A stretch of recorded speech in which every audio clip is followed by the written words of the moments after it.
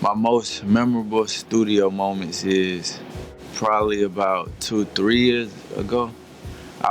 That's when I first met Pharrell. It's probably like our first time meeting. I didn't know how it was gonna go.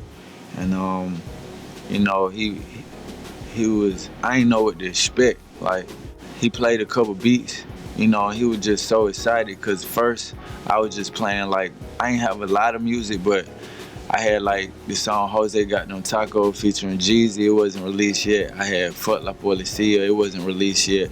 I had a lot of freestyles. I showed him from YouTube, and I was just showing him, and he just kept like rewinding them back, like, "Oh shit, did you catch that?" Like, nigga be snapping, like Kap be snapping. He was just, from there, the whole vibe was cool in the studio. He started playing beats.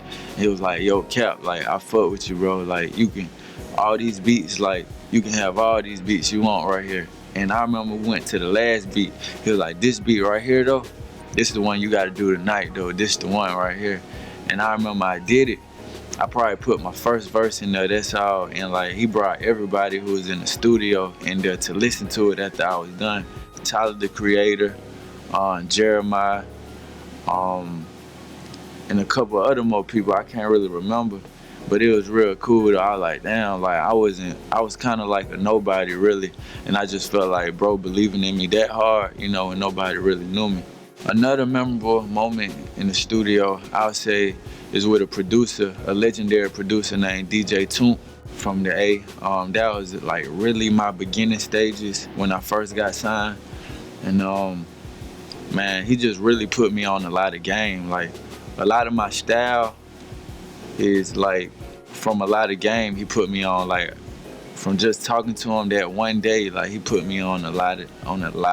And I was just like, oh, I kind of figured out the ins and outs from this industry and like how to move through songs, like, and it was just crazy. Like, bro, he did stuff with Tip, and it was just crazy, man. Like, what he was telling me, like, as far as me being Mexican and all that, he just was like, yo, like, you gotta, like, you gonna be the one. You gotta take that, put that all in your music, cause it's like, it's nobody who doing it for y'all, and you gotta really be like y'all hero, be the voice for y'all people. And I was like, yeah, you right, and I just felt like it was real dope coming from a legend. Labels are trying to make the token Mexican right now, and it's so corny. I swear to God, I want to just slap whoever's doing it, not the person, not the artist. I want to slap whoever's telling them to do this, because it's like, I sung that, and after the talent show, girls were coming up to me and they were saying, like, yo, you can actually sing. I was like, I can sing.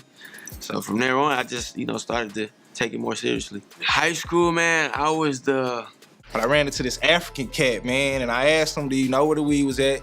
He was a little sketchy at first, but, I was like, I ain't no cop. You can tell by my swag. I ain't no cop over here. He told me to holler at some dude named College. Don't listen to naysayers. Don't listen to labels or people who suggest that you should do things a certain way, make music a certain way. Really stay true to yourself.